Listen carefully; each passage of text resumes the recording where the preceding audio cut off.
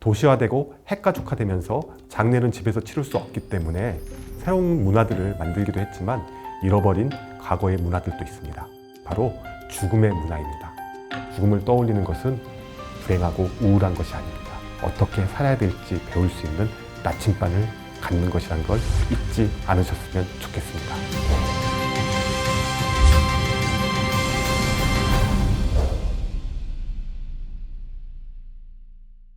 안녕하십니까. 가톨릭대학교 인천성모병원 가정의학과의 박중철입니다. 오늘 여러분과 함께 현대인의 죽음과 장례의 의미에 대해서 이야기를 나눠보고자 합니다.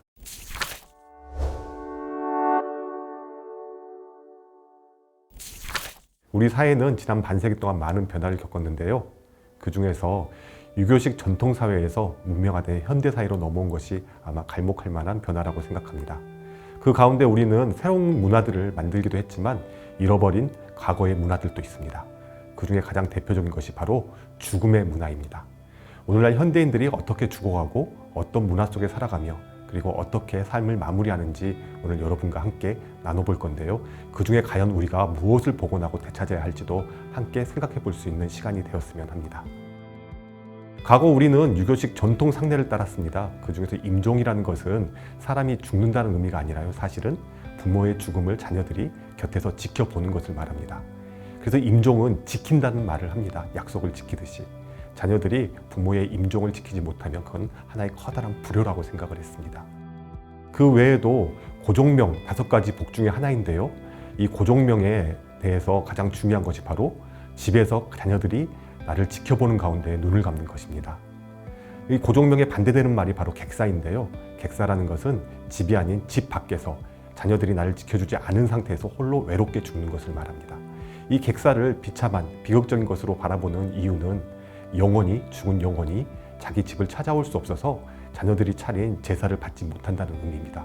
즉 구천을 떠도는 혼이 되는 것이죠.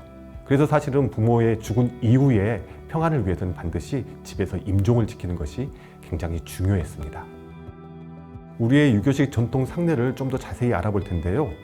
그 중에서 임종은 아들과 딸이 곁에서 부모의 손발을 잡고 운명할 때까지 지켜보면서 마지막 유언을 듣는 것이었습니다.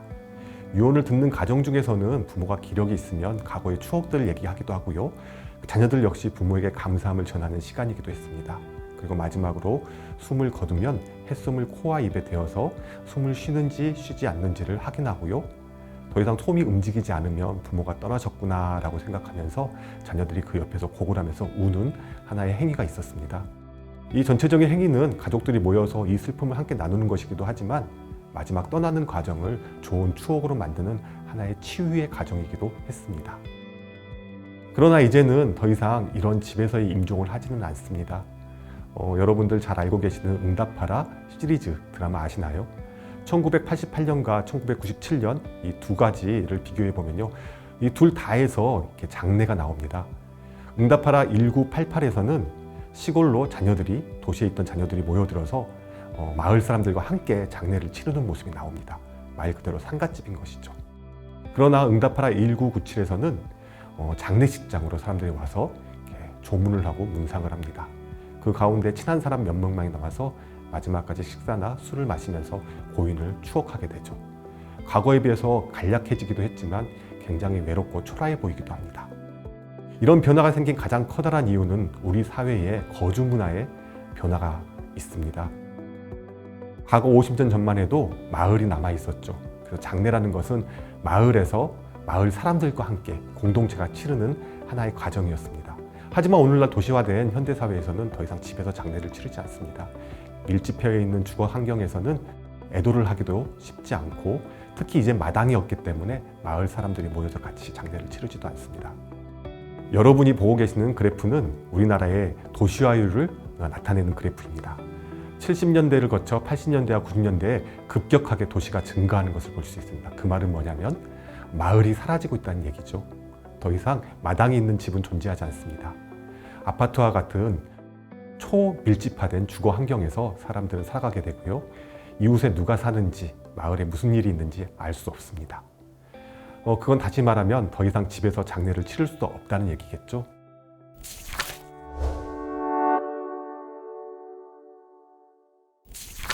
이제는 마을에서 더 이상 장례를 치르지 않기 때문에 마을을 대신할 새로운 장례 장소가 필요합니다. 그게 바로 병원입니다. 도시화되고 핵가족화되면서 사람들이 작은 집에 서로서로 뿔뿔이 나뉘어져서 살아가게 되고요. 그러다 보니 이제는 장례는 집에서 치를 수 없기 때문에 집이 아닌 다른 곳으로 고인을 모셔서 장례를 치러야 되는데요. 그 중에 대표적인 것이 바로 병원이었습니다. 병원을 옮기기 위해서는 임종 후에 옮기는 게 아니라 고인이 위독해졌을 때 또는 죽음이 임박했을 때 부랴부랴 응급실로 옮기게 되는 거죠. 그리고 응급실에서 일반 병실로 갔다가 때로는 중환자실로 갔다가 병원 장례식장에서 장례를 치르게 됩니다. 1981년 12월 19일 매일경제에 실린 하나의 칼럼을 가져와 봤습니다. 이숙령 선생님은 정신문화연구원 한국대학 원장이셨는데요. 이분께서 주택 철학이라는 칼럼을 꾸준히 연재하고 계셨는데 그 중에 하나를 가져와 봤습니다. 거기에 이렇게 얘기하고 계시더라고요. 아주 늙으면 마루를 걷다가 털썩 주저앉아도 골반에 뼈가 부러져 눕게 되고 그것으로 죽게 마련이다. 그래서 할머니 평진학당하셨다. 급히 상경하라고 하면 전화를 받고 자녀들이 아이고 할머니 돌아가실 것이로구나 하고 시골로 모여들었습니다. 근데 이숙령 선생님께서 이런 얘기도 하십니다. 어느 때인가 아들애가 와서 아버지도 이제 아파트로 오세요. 그렇게 군 식구를 두고서는 그 얘기를 듣자마자 선생님께서는 크게 화를 내셨습니다.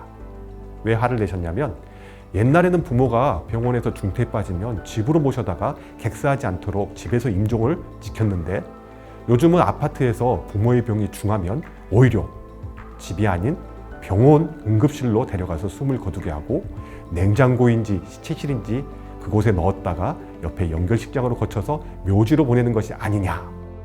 되게 서운하셨나 봐요. 왜냐하면 이 선생님까지만 해도 집에서 임종을 지키는 게 부모에 대한 효였고 하나의 복이라고 생각했거든요. 그러나 그 자녀들은 이제는 집에서 죽음을 지키는 게 임종을 지키는 게 무슨 의미야? 이 번거롭고 힘든 것을 병원로 옮기면 이렇게 편한데 세대 사이에 문화의 갈등이 생기기 시작한 거죠. 1989년의 신문기사를 보면 이때까지만 해도 우리나라 사망자의 80% 이상이 집에서 임종을 하였습니다. 그러나 불과 6년이 지나서 한겨레 신문의 신문기사를 보니까요. 병원 영안실을 이용하는 그 비율이 급격히 늘어가고 있다는 것이 하나의 사회 변화로 드러나고 있습니다. 이제는 사람들이 집이 아닌 병원과 병원 장례식장을 이용하게 되는 거죠. 물론 그 배경에는 급격한 도시화라는 변화가 있습니다. 1993년 7월 달에 있는 동아일보의 기사를 가져와 봤습니다. 이것도 하나의 사회 갈등을 드러내는데요. 바로 장례식장 이용에 대한 것입니다. 아시다시피 이때까지 사회적인 기본 통념은 집에서 장례를 치르는 것이었습니다. 그러나 젊은 세대들은 더 이상 집에서 장례를 치르지 않는 거죠. 특히 서울 강남 아파트가 밀집해 있는 지역은 이런 갈등이 더 심했습니다. 지금 현재 서울시 의료원인 옛날 명칭은 지방공사 강남병원, 다시 말하면 서울시립 강남병원인데요. 서울 강남 한복판 삼성동에 있었습니다. 이 삼성에 있는 이 강남병원 그 주변에는 잠실 아파트 단지들이 모여 있었죠. 이 아파트 단지 주민들이 집에서 장례를 치를 수 없기 때문에 이 강남병원 장례식장을 이용하기 시작했습니다. 그렇지만 당시 의료법상에서는 병원 환자가 아니면 병원 장례식장을 치르지 못하거든요. 아름아름해서 조금씩 편법으로 병원 장례식장을 이용하게 됐는데 여기에 대한 민원이 들어왔죠. 그러다 보니까 병원에서는 일반 주민들의 장례식장 이용을 막아버렸습니다. 그러자 잠실 아파트 단지 사람들이 이제는 성토하기 시작하는 거예요. 그럼 우리는 어디서 장례를 치르라는 것이냐? 당시 서울시가 장례를 치를 수 있는 곳으로 정한 곳은 서울시에서 마련한 파주에 있는 하나의 장례식장, 명복관이라는 곳가 바로 이 강남병원 장례식장이었습니다. 즉 서울 시민들은 집에서 장례를 치르지 않을 거면 병원이 아닌 장례식장을 이용하려면 이 파주에 있는 명복관으로 가야 됐습니다. 굉장히 불편했죠. 지금으로서는 상상하기 힘든 일입니다. 기사를 좀 더 읽어볼까 합니다. 당시 서울시가 허가해준 장례식장은 시립 강남병원과 경기도 파주군 명복관 두 곳뿐이었다. 현재 건축법상 중공업 녹지지역만 장례식장이 허가되기 때문에 도심지에서 멀리 떨어져 있어 이용률이 매우 저조했다. 병원은 외부 사망자의 이용 자체가 법적으로 막혀있기 때문에 관련법규 정비가 시급하다라는 기사가 실린 것입니다. 지금은 이제는 자유롭게 병원 장례식장을 다들 이용하고 있고 병원마다 장례식장으로 큰 수익을 벌고 있습니다. 어찌되었든 간에 도시화로 전통사회가 해체되면서 이제는 뿔뿔이 흩어져서 사는 핵가족화 현대사회가 되었습니다. 그로 인해서 도시와 또 또 시골의 문화 갈등도 커졌고 또 어른과 자녀들의 세대 갈등도 커졌습니다. 그러다 보니까 이 장례를 통해서 이 장례가 하나의 상징적인 매개가 돼서 우리 사회의 분열과 갈등들을 드러내는 많은 영화들이 그 시기에 나왔는데요. 대표적인 게 박철수 감독의 학생 부부 신이라는 영화입니다. 임권택 감독의 축제라는 영화도 나왔죠. 모두 다 시골에서 부모가 돌아가셨을 때 자녀들이 시골로 모여들면서 시골과 도시의 갈등 그리고 세대의 갈등들을 보여주는 상징적인 영화들입니다. 이렇게 도시와 시골로 갈라지면서 도시를 위주로 병원 임종의 시대가 이제는 열리게 됐습니다. 그 중에 하나가 바로 자연사와 자택 임종이 사라진 것이죠. 과거에는 유교식 상례를 통해서 가족들이 모여서 장례를 치르고 집에서 죽는 걸 자연스러운 죽음으로 사회와 공동체가 인정을 했는데 이제는 더 이상 자연사를 이야기하지 않습니다. 병원과 장례식장에 모두가 몰려들어서 병원에서 죽는 병사가 이제는 사회의 기본이 된 것이죠. 실제로 사망진단서에도 자연사라는 말은 없습니다. 사망진단서에는 죽음의 종류는 단 3가지뿐입니다. 병사, 외인사, 기타 및 불상. 병사를 인정받지 못하면 장례식장에 갈 수가 없는 거죠. 그래서 사람들은 병원 장례장을 이용하기 위해서 또한 병사를 받기 위해서 이젠 집이 아닌 병원으로 몰려듭니다. 그렇지만 병원은 기본적으로는 사람을 살리는 것이지 죽음을 위한 장소는 아니거든요. 그러니 죽음이 임박해서 병원에 오면 병원에서는 응급실을 통해서 환자를 살리기 위해서 중환자실로 보내게 됩니다. 바로 연명의료가 보편화되기 시작하는 거죠. 여러분이 보고 계시는 그래프는 우리나라의 병원 임종과 자택 임종의 비율을 나타낸 것입니다.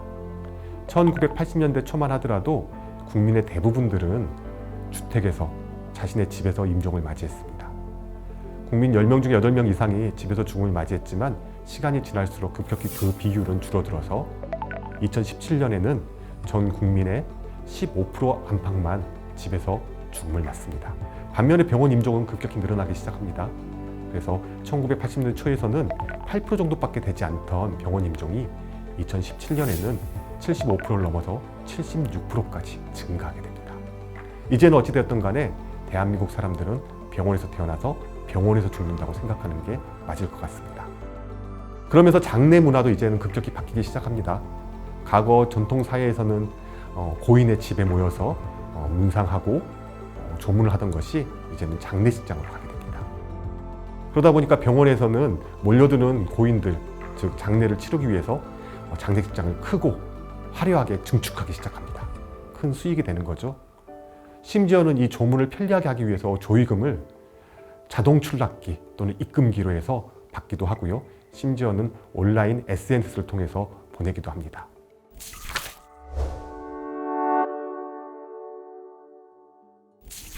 이러한 사회의 변화를 크게 3가지로 정리하면 이제는 죽음은 완전히 의료화되었죠. 왜냐하면 병원에서 이루어지는 사건이니까요. 그래서 모든 사람들은 병사를 받아야 편안하게 장례장에 갈 수 있고 더 이상 집에서 평온하게 죽는 자연사는 없어졌습니다. 법적으로도 이제는 자연사란 말은 등장하지 않습니다. 병원으로 몰려오다 보니까 받지 말아야 될 연명의료를 받는 분들이 많아지게 됐습니다. 평온하게 숨을 거두고 가족들이 임종을 지켜야 했음에도 불구하고 가족들과 떨어진 채 외롭고 쓸쓸한 중환자실에서 삶을 마감하는 고령의 노인들이 늘어나고 있습니다. 말 그대로 죽음의 질이 비참해진 거죠. 3번째는 이런 죽음 속에서 우리는 더 이상 죽음의 의미를 찾지 않습니다.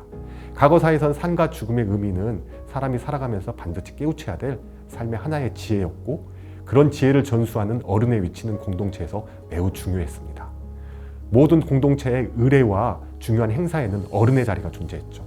그렇지만 이제는 아무도 죽음을 얘기하지 않고 젊음만을 추앙하게 됩니다. 그러다 보니 사회에서 죽음은 사라졌습니다. 더 이상 죽음을 얘기하지도 않고요. 어떻게 나의 죽음을 존엄하게 지킬지에 대한 것도 더 이상 나누지도 공부하지도 가르치지도 않습니다. 그러다 보니 이제는 병원에서 이루어지는 죽음에 대해서 많은 사회적인 얘기들이 나오기 시작합니다. 특히 의학의 위치가 애매해졌습니다. 의학은 어찌됐든 간에 살리는 것을 기본값으로 하는데 죽기 위해 병원에 찾으니 죽어가는 사람을 살리는 행위들을 하게 되죠. 무의미한 의료 행위입니다. 그걸 바로 우리는 연명의료라고 합니다. 거기에 대한 얘기 하나를 가져와 봤습니다. 삶과 죽음을 규정하는 데 있어서 현대의학이 깊이 개입돼 있고, 그런 의미에서 죽음의 의료와는 돌이킬 수 없는 현대사회의 현상이 되었습니다. 이제 누구나 병원에서 죽고, 그것도 치료받는 도중에 죽음을 맞습니다. 죽음은 삶의 한 부분이 아니라 이제는 의료의 한 과정으로 이해하게 됩니다. 그런 상황에서 우리나라에서 또 하나의 변화가 일어납니다. 늙어가고 기력이 떨어지면 평온하게 죽음을 맞이하는 게 아니라 이제는 병으로 간주하기 때문에 의료시설로 보내게 됩니다. 나이 들어 생기는 노암마저도 병으로 간주하는 거죠.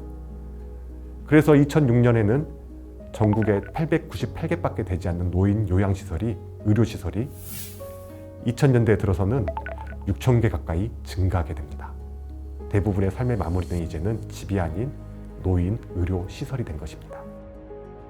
사망진단서도 그렇습니다. 앞서 얘기했듯이 이제는 사망진단서를 받아야 법적으로 안전한 죽음이라는 인정을 받게 돼서 장례를 치를 수 있게 됩니다. 만약에 법적으로 안전한 죽음이 아니라고 하였을 때는 경찰 조사를 받거나 부검을 받게 돼서 이 병의 원인 또는 죽음의 원인을 찾아야 합니다. 이 번거로운 과정을 거치지 않으려면 병사라는 의료인의 판정이 있어야겠죠. 그게 바로 사망진단서인데요. 사망진단서에는 그래서 세 가지의 사인만 존재합니다. 첫 번째는 병사, 두 번째 외인사, 세 번째가 계타민 불상이죠. 외인사나 계타민 불상으로 적어지게 되면 너무 번거로운 절차를 거쳐서 장례를 치를 수밖에 없습니다. 이런 사망진단서를 받기 위해서라도 이제 병원으로 몰려드는 시대가 된 거죠. 주택임종과 자연사가 사라진 현대사회에서는 어찌되었던 간에 병사 판정을 받아야 장례가 가능하게 되는 정말 웃지 못할 상황이 된 거죠. 병원 임종으로 가장 커다란 안타까움은 바로 연명의료라고 할 수 있을 것 같습니다. 우리 사회가 연명의료라는 단어에 익숙하지 않았는데, 이 연명의료라는 단어가 사회적으로 대두되고 여러분의 관심을 갖게 된 것은 커다란 두 가지 사건을 통해서입니다. 하나가 보람의 병원 판결이고요. 두 번째는 10년 정도 지나서 우리 사회를 휩쓸었던 세브란스 김할머니 사건입니다. 1998년에 보람의 병원 사건 판결이 나왔습니다. 대법원 판결이죠. 이 보람의 병원 사건이라는 것은 위중했던 환자의 아내가 더 이상 치료비를 댈 수 없으니 중환자실에 있는 남편을 집으로 퇴원해서 집에서 임종을 치르겠다라고 의료진을 졸랐습니다. 처음에 의료진들은 이걸 반대했지만 결국에는 아내의 요청을 이기지 못하고 집으로 퇴원을 시켰죠. 과거에는 흔한 일이었습니다. 결국에는 환자는 집에서 임종을 맞이했고요. 그렇지만 나중에 환자의 다른 가족들이 문제를 제기했죠. 좀 더 치료받고 살 수 있는 사람을 너무 일찍 집으로 보냈다는 거죠. 그러면서 퇴원시킨 의료진은 살인방조죄로, 퇴원을 요청했던 아내는 살인치사죄로 유죄 판결을 받게 됩니다. 의료인에게 살인죄가 적용되기 시작하자 우리 사회는 급격히 바뀌기 시작합니다. 바로 이제 더 이상 환자들을 집으로 퇴원시키지 않는 거죠. 그 당시에는 우리나라의 의료보장제도가 그다지 탄탄하지 못했기 때문에 중환자실에 들어가는 환자 한 명이 발생하면 가족들은 집을 팔아서 치료비를 대야 했습니다. 재난적 의료비란 말이 심심치 않게 들렸던 문제죠. 결국에는 사회적인 취약계층들은 제대로 된 치료조차 받지 못하고 병원을 아예 찾지 않는 일도 빈번했습니다. 어찌됐든 간에 일단 병원에 오게 되면 환자를 살리기 위해서 중환자실로 옮기게 되면 그때부터 감당 못할 치료비에 또 가족들은 길거리로 나앉게 되는 안타까운 상황들도 적지 않았죠. 그래서 집으로 가기를 원하는 요청들이 적지 않았는데요. 어찌되었던 간에 고령의 노인들 같은 경우에는 당시에는 집으로 옮겨서 마지막 숨을 거두게 하고 그걸 좋은 죽음, 즉 객사가 아닌 고종명으로 생각하던 문화가 남아 있었습니다. 그렇지만 젊은 사람의 집으로의 퇴원은 약간 얘기가 달랐습니다. 그런 가운데 이제는 더 이상 집으로 퇴원시키지 않는 게 원칙이 되는 시대로 전환된 거죠. 즉 보람의 병원 대법원 판결 이후 가족들이 요청해도 더 이상 의료진들은 집으로 퇴원시키지 않는 거죠. 그리고 연명의료를 하게 됩니다. 그게 선행이라고 생각하는 거죠. 이 연명의료를 계속 해오다 보니 이제는 더 이상 우리 부모님을 괴롭히지 마세요, 편안하게 떠나보내주세요 라고 얘기해도 의료진들이 치료를 멈추지 않습니다. 왜? 치료를 멈추는 순간 살인죄가 된다고 생각했기 때문이죠. 그게 바로 세브란스 김할머니 사건입니다. 당시 가족들이 이제는 소송을 겁니다.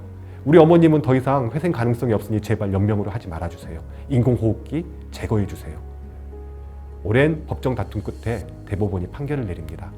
연명의료를 이제는 제거하십시오. 불과 10년 사이에 오락가락 많은 변화들이 있었습니다. 어찌되었든 간에 이제 더 이상 집에서 임종하지 않는 시대가 되었습니다. 자녀들이 노인을 돌보지 않는 시대가 된 거죠. 각자 자신의 생존을 위해서 살아가기 바쁩니다. 그러다 보니 나이가 들어서 기능이 저하되면 결국에는 요양시설로 옮겨지게 되죠. 요양시설에 지내면서 선망이 생기거나 또 식사를 못하거나 그러면 여러 가지 처치들이 이루어지게 되는데요. 그 중에 하나가 침대에 묶이기도 하고 소변줄을 넣기도 하고 강제 급식을 위한 콧줄이 들어가기도 합니다. 그렇게 요양시설에서 지내다가 좀 더 쇠약해지면 어느 순간 몸에 감염이 발생하죠. 요로감염이든 폐렴이든. 그렇게 되면 요양시설에서는 급히 상급병원, 종합병원, 응급실로 환자를 보내게 됩니다. 그러면 노인이 죽지 못하고 응급실을 통해서 중환자실로 가게 되고 연명의료를 받게 됩니다. 거기서 많은 분들이 돌아가시고요. 때로는 회복해서 다시 중환자실을 나오더라도 기능은 예전 같지 않겠죠. 좋지 못한 건강 상태에서 다시 또 요양시설로 보내집니다. 결국에는 요양시설과 병원 이 쳇바퀴 어디에서 탈출하지 못한 채 빙글빙글 돌다 죽음을 맞는 게 현대인의 죽음의 모습입니다. 그것을 영국의 노년내과 의사 데이비드 제럿은 자신의 책에서 가장 흔한 죽음의 모습, 즉 체빈도 죽음이라고 얘기를 합니다. 현대인들은 대부분 이 체빈도 죽음의 쳇바퀴에서 살다 죽게 될 것입니다. 실제로 우리나라에서도 조사를 한번 해봤습니다. 2019년에 건강보험심사평가원에서 우리나라 종합병원에 있는 중환자실에 있는 환자들의 나이를 조사해봤더니 70대 이상 노인이 전체의 56%, 절반 이상을 차지했습니다. 그리고 그 중에 40% 정도는 인공호흡기를 달고 있었죠. 70대 이상 노인들이 과연 본인이 중환자실에서 인공호흡기를 달고 연명치료를 받다가 죽기를 원했을까? 그럼에도 불구하고 이 비율은 전혀 줄어들지 않고 있습니다. 결국에는 현대사회의 죽음의 새로운 모습이 나타났습니다.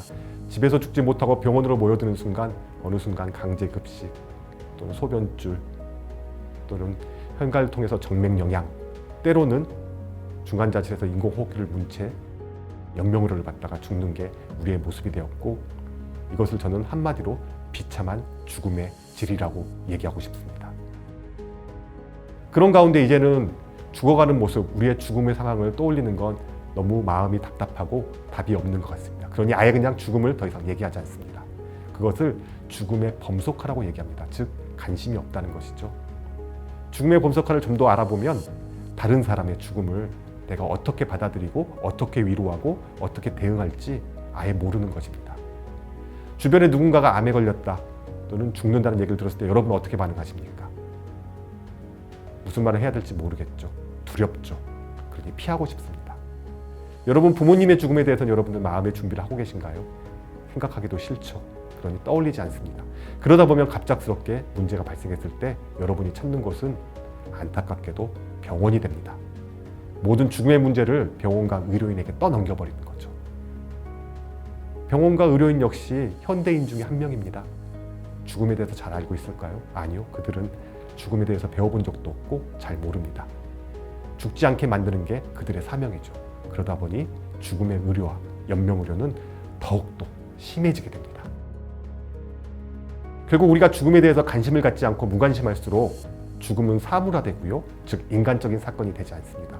그리고 우리 공동체는 죽음이 무엇인지 체험하지도 못하고 결국에는 죽음에 대한 의미를 통찰하지 못합니다. 결국 죽음으로부터 우리가 어떤 삶을 살아야 할지, 삶이 유한함으로써 우리가 오늘 하루를 얼마나 소중하게 보내야 할지에 대한 그런 삶의 의미조차 희미해지기 시작합니다. 죽음을 망각하는 것은 삶을 잃어버린 것과 마찬가지입니다.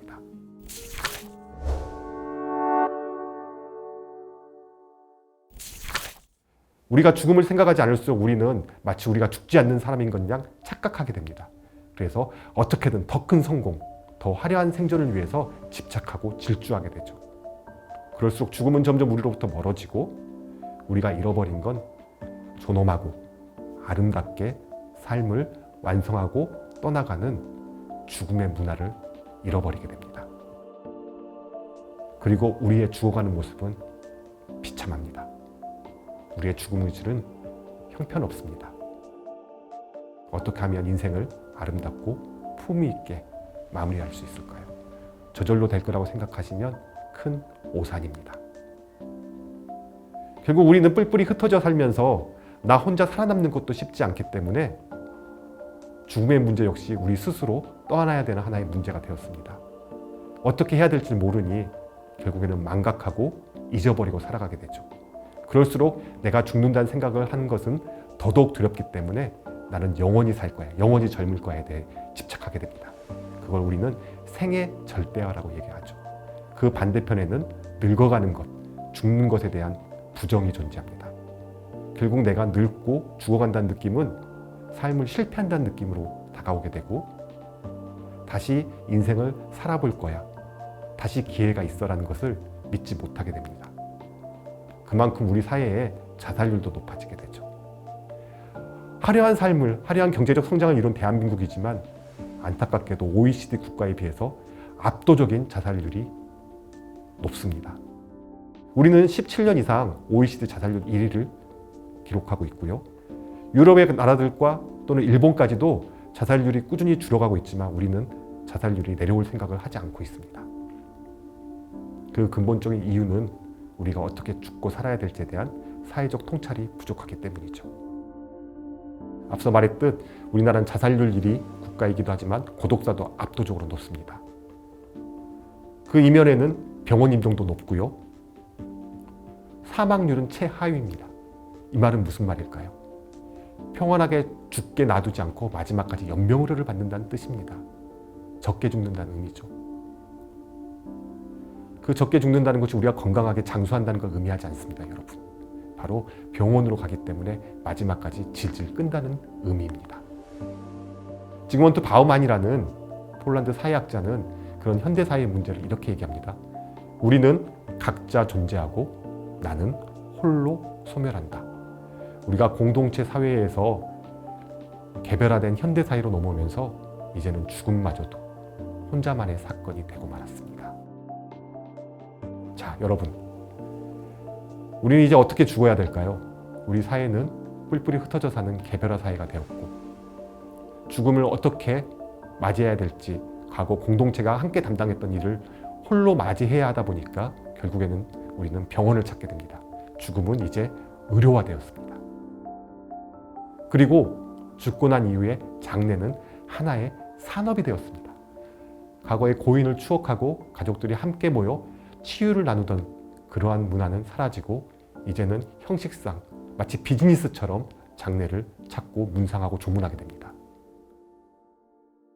그 가운데 병원에서 또는 장례식장에서 이루어지는 장례를 하더라도 그 가치와 기본적인 의미는 더 이상 잃지 말아야 할 것 같습니다.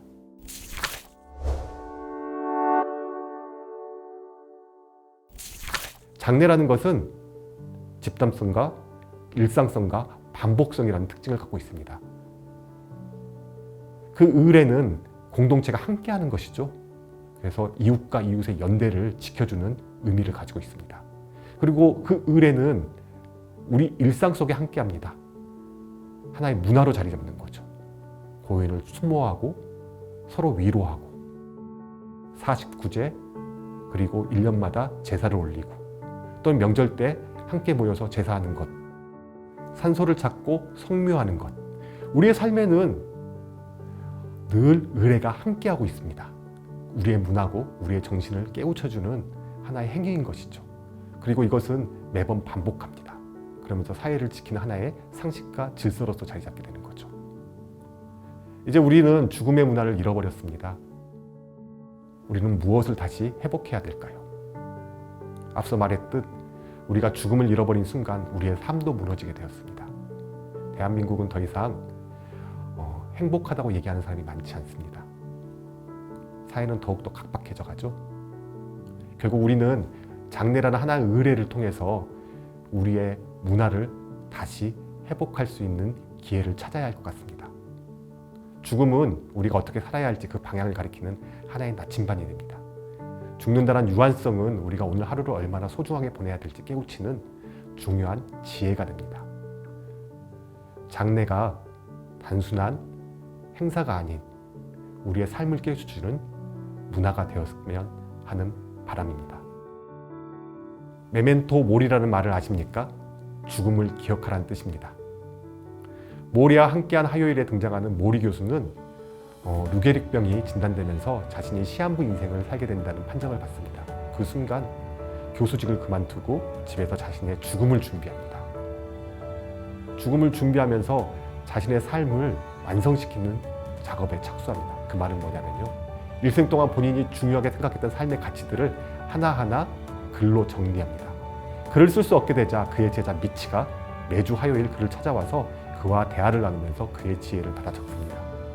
그 가운데 모리 교수는 이런 말을 합니다. 죽으리라는 것을 안다면 언제든 죽을 수 있도록 준비를 해둘 수 있네. 그렇게 되면 사는 동안 자기 삶에 더 적극적으로 참여하며 살 수 있거든. 미치, 어떻게 죽어야 할지 배우게 되면 어떻게 살아야 할지도 배울 수 있다네. 여러분, 우리가 죽음을 떠올리는 것은 불행하고 우울한 것이 아닙니다.